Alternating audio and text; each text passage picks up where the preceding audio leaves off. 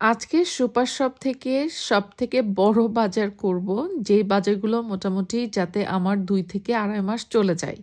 আপনাদের ভাইয়া বেসিক্যালি আমাকে সবকিছু গুছিয়ে দেওয়ার চেষ্টা করছে যাতে আমি একাও পরবর্তীতে চলতে পারি। আগের দিন আমি রাত্রেবেলা চিন্তা করছিলাম যে কি ডিনার বানানো যায়, যেহেতু পরদিন সকালে আমার কাজও আছে, আমাকে একটু লন্ডনে যেতে হবে। আসলে অনেক কিছু থাকে একটা সংসারে লাগে, আর যদি বাচ্চা-কাচ্চারা থাকে তাহলে তো খাবার-দাবার এটা সেটা আরো বেশি লাগে। মানে ভাত তরকারির থেকে অন্য জিনিস যেন বেশি লাগে। ওই যে বললাম না আমার বাসায় কিন্তু ভাত তরকারি ইদানিং খুব কম রান্না হয়। ডিনারেও দেখেন আজকে চিকেন আর সাথে রুটি পরোটা এগুলো দিয়ে আমরা কিন্তু ডিনার সেরে নিচ্ছি। এগুলোতে অবশ্য আমার জন্য একটা জিনিস সুবিধা হয় কি, ভাত তরকারি রান্না করতে গেলে অনেক বেশি সময় লাগে। এগুলোতে যে সময় লাগে না তা না, বাট এগুলো আগে থেকে কিছুটা হয়তো হাফ ডান করে বা প্রসেস করে রেখে দেওয়া যায়। যখন দরকার লাগলো তখন জাস্ট একটু সেঁকে নিলাম বা গ্রিল করে নিলাম চিকেন, ব্যাস হয়ে গেল। তো আজকে ডিনারে আমাদের এটা তেল ছাড়া পরোটা, আর সাথে হচ্ছে আমি চিকেন চাপ মেরিনেট করে রেখেছিলাম। এটাও আগে থেকেই ফ্রিজে আমার মেরিনেট করে রাখা ছিল।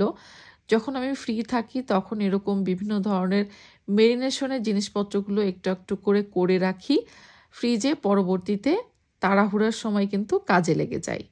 তো এই চিকেন চাপটা আসলে কোনো রেসিপি বা আহামরি কোনো কিছু করেই আমি তৈরি করিনি। এটা জাস্ট ঘরের যেসব মসলা থাকে আদা, রসুন, জিরা গুঁড়া, একটু ভাজা জিরার গুঁড়া দিয়েছি, ভাজা গরম মসলা গুঁড়া, লবণ, গোলমরিচের গুঁড়া, এগুলো দিয়ে জাস্ট আমি মেরিনেট করেছি।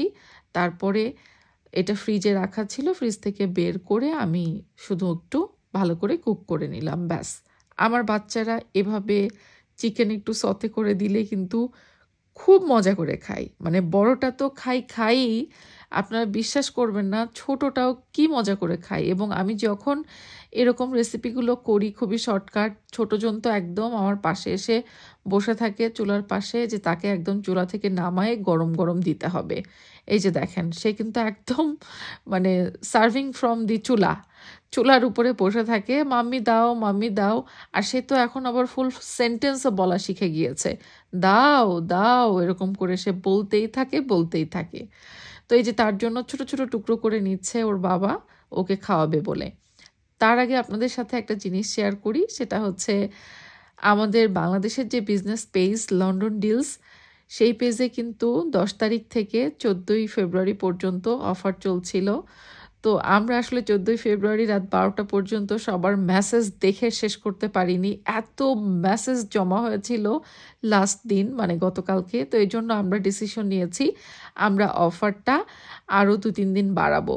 সো অফার কিন্তু আপনারা আরও ২-৩ দিন এক্সট্রা পাচ্ছেন। যারা অফারে অর্ডার প্লেস করতে পারেননি তারা প্লিজ অর্ডারটা প্লেস করে দিতে পারেন এখন। আর আমরা মডারেটররাও অনেক বেশি অ্যাক্টিভ মানে রাখার জন্য চেষ্টা করছি যেন মডারেটররা ঠিকঠাক মতো আপনাদের সবার মেসেজ রিপ্লাই করতে পারে যত দ্রুত সম্ভব। তো আমাদের পেজে কিন্তু সব প্রোডাক্টগুলো ইউকে থেকেই পাবেন। আমি ইউকে থেকে নিজে হাতে পাঠিয়ে থাকি। বাচ্চাদের বিভিন্ন ধরনের প্রোডাক্ট রয়েছে, এই যেমন এটা বাচ্চাদের সানস্ক্রিন। বাচ্চাদের সানস্ক্রিনের কথা আপুরা অনেক জিজ্ঞাসা করেন। এই সানস্ক্রিনটার কিন্তু রিসেন্টলি আবার প্যাকেজও চেঞ্জ হয়েছে। বিভিন্ন ব্র্যান্ডের হয় কি মানে ৪ মাস ৬ মাস পরপরই ওরা প্যাকেট চেঞ্জ করে, লিখা চেঞ্জ করে, অনেক কিছুই চেঞ্জ করে। তো যাই হোক সব প্রোডাক্টই কিন্তু আমি ইউকে থেকেই পাঠিয়ে থাকি নিজে হাতে। আর বড়দের বিভিন্ন ধরনের সিরাম, ক্রিম, লোশন সবকিছুই কিন্তু আপনারা আমাদের লন্ডন ডিলস পেজে পাবেন। আর আমাদের পেজের এই অফারটা কিন্তু আগামী ২ দিন বা ৩ দিনই থাকবে। সো যেহেতু এটা এক্সটেন্ড করেছি অফারটা, এখনও কিন্তু আপনারা বেশি, বেশি কেনাকাটায় বেশি, বেশি ডিসকাউন্ট পেয়ে যাবেন। সো মন ভরে আপনারা শপিং করে নিতে পারেন 100% অথেন্টিক ইউকে প্রোডাক্টস আমাদের ফেসবুক পেজ লন্ডন ডিলস থেকে। এবার ফিরে আসি আমার প্রতিদিনের রুটিনে। সকালবেলা করে যখন আমি কাজে বেরোচ্ছিলাম, আজকে লন্ডনে যাব একটা কাজে। তো আপনাদের ভাইয়া বলল, "আচ্ছা চলো তোমাকে স্টেশনে ড্রপ করি।" ইদানিং কিন্তু আপনারা খেয়াল করেছেন আপনাদের ভাইয়া কিন্তু আমাকে স্টেশনে ড্রপ করতে যায় না। কারণ ও ড্রাইভিং এখন একটু কমই করে। তো যাই হোক আজকে ও আমাকে একটু স্টেশনে ড্রপ করে দিয়ে গেল। কারণ বাইরে প্রচণ্ড ঠান্ডা। এই যে দেখেন এখানে কিন্তু বড়, বড় সল্টের দানা ছেটানো বিভিন্ন জায়গায়। কারণ হচ্ছে যাতে স্লিপারি না হয়ে যায় পথগুলো। রাত্রেবেলা এত বেশি ঠান্ডা পড়ে মাইনাস টেম্পারেচারে চলে যায় যে পুরো একটা আইসের পাতলা লেয়ার পড়ে যায় সব জায়গায়। তো আমি কাজ শেষ করে আজকে তাড়াতাড়ি বাসায় ফিরেছি। কারণ ওই যে বললাম আজকে আমাদের প্ল্যান ছিল যে আমরা প্রায় ২-৩ মাসের ইংলিশ শপের যেই প্রোডাক্টগুলো আমরা কিনে থাকি, খাই সেই প্রোডাক্টগুলো একবারে কিনে ফেলবো।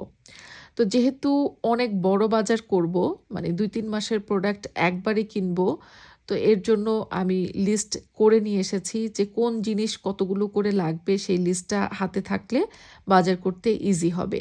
আর খেয়াল করে দেখবেন আমি অনেক জিনিস এরকম কিনি যেই জিনিসগুলো আসলে অনেকদিন প্রসেস করে রেখে খাওয়া যায়।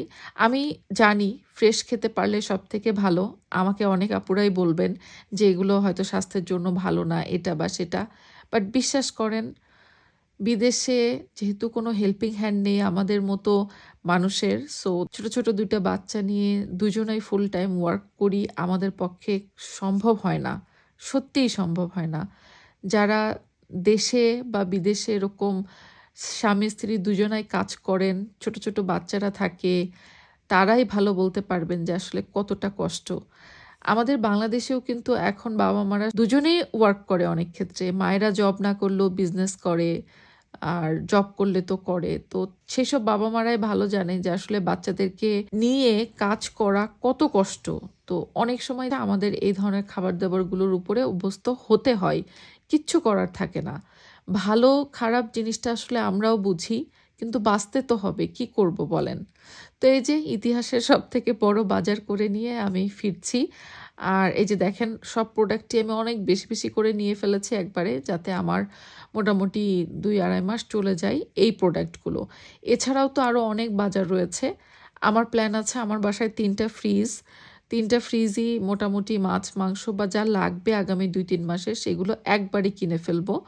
তো মাছ, মাংসের বাজার করার জন্য বেসিক্যালি আমরা এশিয়ান শপগুলোতে যাই যেখানে হালাল খাবার-দাবার পাওয়া যায়। তো ইংলিশ সুপার শপে আসলে হালাল খাবার-দাবার তেমন একটা থাকে না। তো এর জন্য আমরা এখান থেকে মাছ-মাংস তেমন কিনিও না। তো বাসায় ফিরে আসার পরে অনেক সিথি এসেছে। আর অনেক সিথি আসার পরে ওরা আজকে বলছে, "আপু আপনাদেরকে আমরাই ট্রিট দিব।"